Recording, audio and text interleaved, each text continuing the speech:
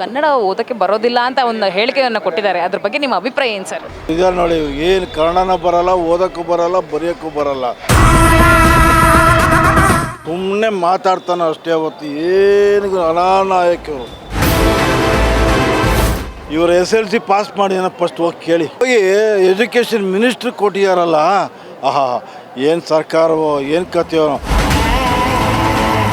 ಈ ಮನುಷ್ಯನಿಗೆ ಓದಕ್ಕೆ ಬಂದಿರ್ತಾನೆ, ಅಲ್ಲಿ ಬುಕ್ ಚೇಂಜ್ ಮಾಡೋಕ್ಕೆ ಬರುತ್ತೆ, ಓದೋಕ್ಕೆ ಬರಲ್ಲ ಮನುಷ್ಯನಿಗೆ. ಸಿದ್ದರಾಮಯ್ಯ ಅವರೇ, ನಿಮ್ಗೆ ಕೈ ಮುದ್ದು ಕೇಳ್ತೀನಿ, ನಾಳೆ ಸರ್ಕಾರ ಇರೋವರೆಗೂ ನೀವು ಇಟ್ಕೊಳ್ಳಿ. ಫಸ್ಟ್ ಇವನ್ನ ತಗೊಂಡೋಗ್ಬಿಟ್ಟು ನಿವೃತ್ತನಾಗಿ ಮಾಡಿ ಮನೆಗೆ ಕೂರಿಸ್ಕೊಳ್ಳಿ ಅಂತೇಳಿ.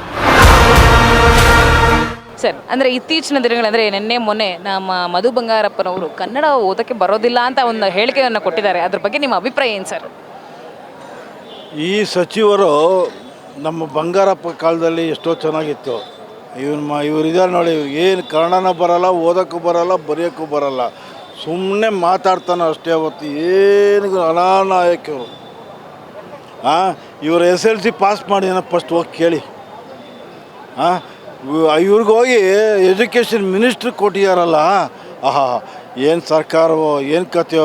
ಅದಕ್ಕೆ ಹೇಳಿದ್ರು, ದುಡ್ಡಿಲ್ಲ ಕಾಸಿಲ್ಲ, ಅಜಾಮಾನತ. ವಿಜೇಂದ್ರ ಅದೇ ಹೇಳಿದ್ದು, ನಮ್ಮದು ಬೇಕಾದ್ರೆ ಚೌರ ಹತ್ರದೆಲ್ಲ ಡಿಸ್ಕೌಂಟ್ ಕೊಡ್ತೀನಿ, ಅದನ್ನು ಕಾಪಾಡಿ ಅಂತ. ಏನು ಬಾಯಿ ಬಂದಾಗ ಮಕ್ಕಳಿಗೆ ನೋಡಿ. ಮೊನ್ನೆ ಹೈಕೋರ್ಟಲ್ಲಿ ಹಾಕಿದ್ರು, ಎಕ್ಸಾಮ್ ಆಗಿ 5ರಿಂದ 9ನೇ ಕ್ಲಾಸು ಏನೋ ಎಕ್ಸಾಮೇ ನಡೆದಿಲ್ಲ. ಫಸ್ಟು ಲ್ಯಾಂಗ್ವೇಜಲ್ಲಿ ಬಿಟ್ಟು ಬೇರೆ ಎಕ್ಸಾಮೇ ನಡೆಯಲಿಲ್ಲ, ಹೈಕೋರ್ಟಲ್ಲಿತ್ತು. ಡಾಕ್ಟರ್ ಆಗೋ ಕನಸಿದೆಯಾ? ನೀಟಲ್ಲಿ ಕಡಿಮೆ ಅಂಕಗಳು ಬಂದಿದೆಯಾ? ಇಂಜಿನಿಯರಿಂಗ್ ಓದೋ ಬಜೆಟಲ್ಲಿ ವಿದೇಶದಲ್ಲಿ MBBS ತಡ ಯಾಕೆ? ಕಾಂಟ್ಯಾಕ್ಟ್ ಮಾಡಿ ಡಾಕ್ಟರ್ ಟೀಮ್ಸ್. ಆ ಪೇಪರ್ ಚೇಂಜ್ ಮಾಡಬೇಕು, ಈ ಒಂದು ಬುಕ್ ಚೇಂಜ್ ಮಾಡಬೇಕು, ಆ ಬುಕ್ ಚೇಂಜ್. ಯಾವ ಬುಕ್ ಚೇಂಜ್ ಮಾಡೋದೇನಂತೆ? ಈ ಮನುಷ್ಯನಿಗೆ ಓದಕ್ಕೆ ಬಂದಿರ್ತಾನೆ, ಅಲ್ಲಿ ಬುಕ್ ಚೇಂಜ್ ಮಾಡೋಕ್ಕೆ ಬರುತ್ತೆ, ಓದೋಕ್ಕೆ ಬರಲ್ಲ ಮನುಷ್ಯನಿಗೆ. ಇಂಥನೋಗಿ ಎಜುಕೇಷನ್ ಮಿನಿಸ್ಟ್ರಿಗೆ ಕೊಟ್ಟಿದ್ದಾರೆ. ದಯವಿಟ್ಟು ಹೇಳ್ತೀನಿ, ಸಿದ್ದರಾಮಯ್ಯ ಅವರೇ, ನಿಮ್ಗೆ ಕೈ ಮುದ್ದು ಕೇಳ್ತೀನಿ, ನಾಳೆ ಸರ್ಕಾರ ಇರೋವರೆಗೂ ನೀವು ಇಟ್ಕೊಳ್ಳಿ. ಸರ್ಕಾರ ಚೇಂಜ್ ಆಯಿತು ಅಂದರೆ, ಬೇರೆ ಚೀಫ್ ಮಿನಿಸ್ಟ್ರ್ ಬಂದರೆ ಫಸ್ಟ್ ಇವನ್ನ ತಗೊಂಡೋಗ್ಬಿಟ್ಟು ನಿವೃತ್ತನಾಗಿ ಮಾಡಿ ಮನೆಗೆ ಕೂರಿಸ್ಕೊಳ್ಳಿ ಅಂತ ಹೇಳ್ತೀನಿ. ಸರ್, ಅಂದರೆ ನಮ್ಮ ಕರ್ನಾಟಕದಲ್ಲಿ ಇವಾಗ ಬೆಂಗಳೂರಲ್ಲಿ ಅಂತಲೇ ಇಟ್ಕೊಬೋದು. ಸೊ ಕನ್ನಡ ಬಳಕೆ ಅನ್ನೋದು ಎಷ್ಟಾಗಿದೆ, ಎಷ್ಟಿದೆ? ನಮಗೆ 80% ಕನ್ನಡ ಜನ ಇದ್ದಾರೆ. ಅದಕ್ಕೆ ನಾವು ಏನು ಮಾತಾಡೋಕ್ಕೆ ಹೋಗಬಾರ್ದು. ಎಲ್ಲರಿಗೂ ಕನ್ನಡದ ಅಭಿಮಾನ ಎಲ್ಲರಿಗೂ ಇದ್ದೇ ಇರುತ್ತೆ. ಅವರವರ ಭಾಷೆ, ಅವರವರ ರಾಜ್ಯಕ್ಕೆ ಅವರವ್ರಿಗೂ ಇದಾಗಿರ್ತಾರೆ. ಇವಾಗ ನಾವು ತಮಿಳ್ನಾಡಿಗೆ ಹೋದರೆ ತಮಿಳ್ನಲ್ಲೇ ಅವರು ಮಾತಾಡ್ತಾರೆ. ಕನ್ನಡ, ತೆಲುಗು ಅವರವ್ರ ಭಾಷೆಗೆ ಅವರವರು ಇದಾಗಿರ್ತಾರೆ. ಹೊತ್ತು ನಾವು ಕನ್ನಡ ಮುಂದೆ ನಾವು ಏನು ಮಾತಾಡೋಕ್ಕೂ ತಪ್ಪು, ನಾವು ಮಾತಾಡಲೂಬಾರ್ದು.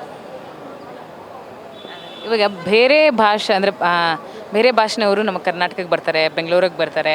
ಅವರು ಕನ್ನಡ ಮಾತಾಡೋದು ಬಳಕೆ ಅಂದರೆ ಪ್ರಯತ್ನ ಪಟ್ಟಿಲ್ವಾ, ಅಥವಾ ನಮ್ಮ ಕನ್ನಡಿಗರೇ ಕನ್ನಡ ಏನಾದರೂ ಮಾತಾಡ್ತಿಲ್ವಾ? ಬೇರೆ ರಾಜ್ಯಗಳಿಂದ ಸುಮಾರು ಜನ ಬಂದು ಈ ಹೋಟ್ಲುಗಳಲ್ಲಿ ಮತ್ತು ಈ ಕಡೆಯಲ್ಲಿ ನೋಡಿ. ಎಕ್ಸಾಂಪಲ್, ಇವಾಗ ಕೈಗಾಡಿಗಳೆಲ್ಲ ನಿಂತಿದೆಯಲ್ಲ, ಇಲ್ಲೆಲ್ಲ ಸುಮಾರು ಜನ ನಿಂತಿರುತ್ತೆ. ಅವರೆಲ್ಲ ತಮಿಳ್ನಾಡಿಂದ ಬಂದಿರ್ತಾರೆ. ಅವರು ತಮಿಳಲ್ಲೇ ಮಾತಾಡ್ತಾರ, ಕನ್ನಡನೂ ಕಲ್ತಿದ್ದಾರೆ. ಇಲ್ಲ ಅಂತ ನಾನು ಇಲ್ಲ ಇರಬಾರ್ದು. ಕನ್ನಡ ಫಸ್ಟ್ ಕ್ಲಾಸಾಗಿ ಮಾತಾಡ್ತಾರೆ. ನಮ್ಗೆ ಅಭಿಮಾನ ಅದೇ ಬೇಕಾಗಿತ್ತು.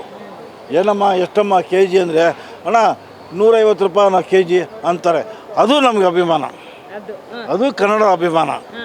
ಅದೇ ಅವ್ರು ತಮಿಳ್ನಲ್ಲಿ ಮಾತಾಡಿದರೆ, ಹೋಗಮ್ಮ ನೀನು ತಮಿಳ್ನಾಡಿಗೆ ಬಂದು ಇಲ್ಲಾಕೆ ಬಂದು ಮಾತಾಡ್ತೀಯ ಅಂತ ನಾವು ಕೇಳ್ಬೋದಾಗಿತ್ತು. ಆ ಅಭಿಮಾನ ಅವ್ರು ಇಟ್ಕೊಂಡಿದ್ದಾರೆ. ಅದು ನಾವು ಖುಷಿ ಪಡಬೇಕು ಅಲ್ವಾ? ಅದಕ್ಕೆ ಹೇಳಿದ್ದು, ರಾಜ್ಕುಮಾರ್ ಒಂದು ಹೇಳಿಲ್ಲ, ಕನ್ನಡ ಒಂದು ಸಾಂಗ್ ಹೇಳಿದಾರಲ್ಲ, ಅದು ಸಾಯೋವರೆಗೂ ರೆಕಾರ್ಡ್ನ ಅಳ್ಸೋಕ್ಕಾಗಲ್ಲ. ಎಲ್ಲಿ ಹಾಡಿ ಮತ್ತೆ? ಅದು ಹಾಡಿನ ಬಗ್ಗೆ ನನಗೆ ಮರ್ತೋಗಿದ್ದೀನಿ. ಅದು ಹಾಡಿನ ಬಗ್ಗೆ ಇನ್ನೊಂದು ಸಲ ಬಂದಾಗ ನಾನು ನಿಮ್ಗೆ ಹೇಳ್ತೀನಿ.